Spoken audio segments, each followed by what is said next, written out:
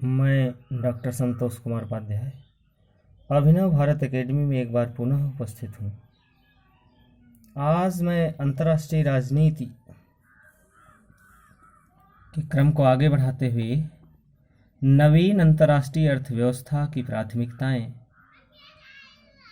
का वीडियो लेकर के आपके समक्ष उपस्थित हूँ। नवीन अंतर्राष्ट्रीय अर्थव्यवस्था की स्थापना करने के लिए निम्नलिखित क्षेत्रों में काम करने हेतु प्राथमिकता दी गई,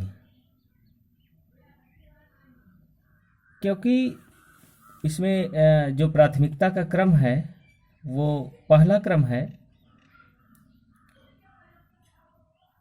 नंबर 1, विदेशी व्यापार में पिछड़े राष्ट्रों के साथ आयात कर कम किया जाए, घरेलू उद्योगों को संरक्षण दिया जाए। नंबर 2, विकास अनुदान डेवलपमेंट एड को बढ़ाया जाए। इसमें विकसित राष्ट्रों से कहा गया कि अपने सकल घरेलू आय का 1% विकास सहायता के रूप में दे, जो 1980 तक 0.3% ही थी। नंबर 3, प्रौद्योगिकी हस्तांतरण शीघ्र, कम व्यवधान के साथ, कम कीमत पर तथा आसान शर्तों पर किया जाए।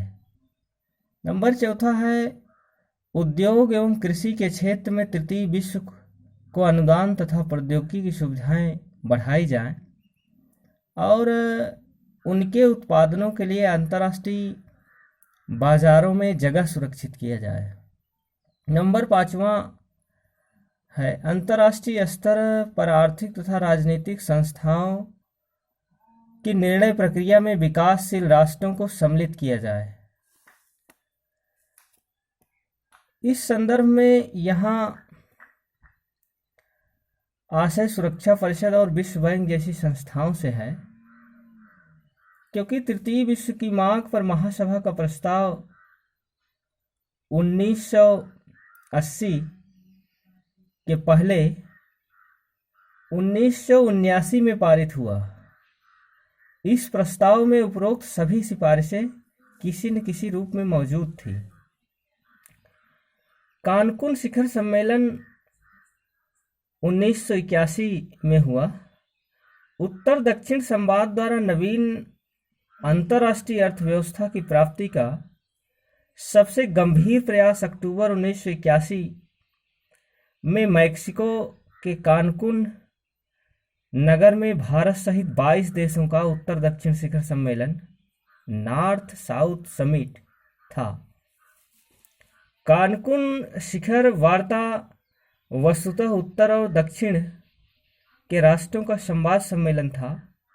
ऐसी आशा थी कि उत्तर के राष्ट्र कुछ उदार बनेंगे, परंतु अमेरिकी राष्ट्रपति डोनाल्ड रीगन ने तृतीय विश्व के राष्ट्रों की आशाओं पर पानी फेर दिया और यह कहा कि तृतीय विश्व के राष्ट्रों के पिछड़ेपन के लिए पश्चिम के विकासशील राष्ट्र उत्तरदायी नहीं हैं। विकासशील राष्ट्रों को मौजूदा संस्थाओं के साथ सहयोग करना चाहिए और पारस्परिकता के आधार पर हितों का निर्धारण करना चाहिए।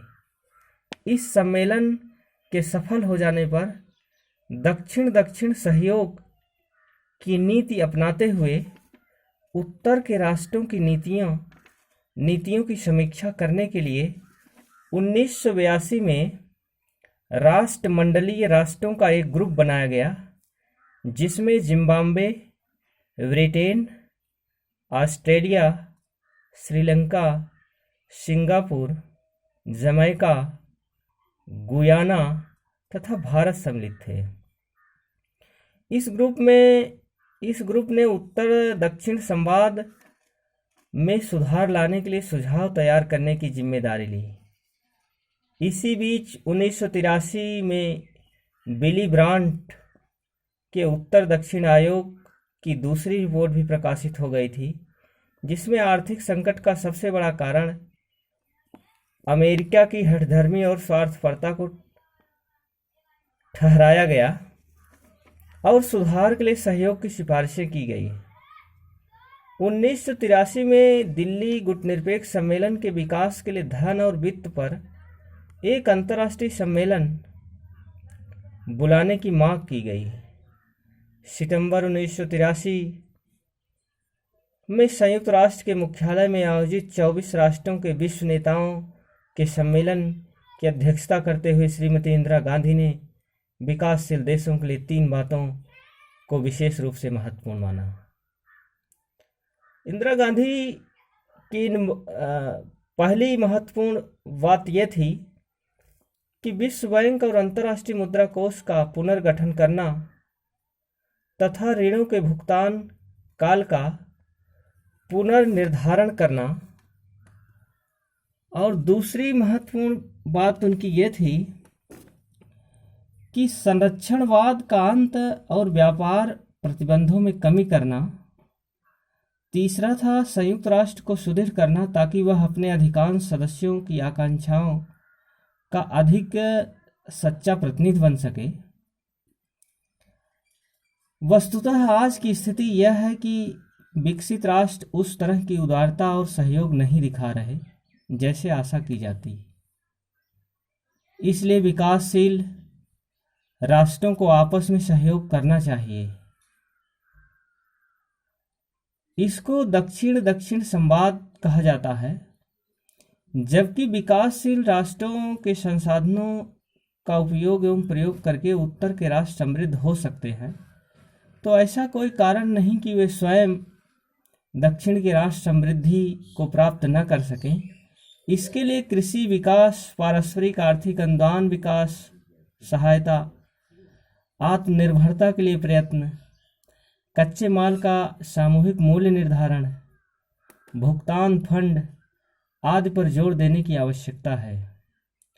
फिर भी यद्यपि उत्तर दक्षिण संवाद किसी सकारात्मक निर्णय पर नहीं पहुंच सका है, लेकिन उत्तर के राष्ट्रों की भी इस बात को स्वीकार करना होगा कि यदि वे दक्षिण के राष्ट्रों के साथ सहयोग नहीं करेंगे तो विश्व व्यापार में उनका टिकना मुश्किल होगा। इस समय उत्तर दक्षिण संवाद और दक्षिण दक्षिण संवाद दोनों की आवश्यकता है, तभी नवीन अंतर्राष्ट्रीय आर्थिक व्यवस्था की प्राप्ति हो सकेगी।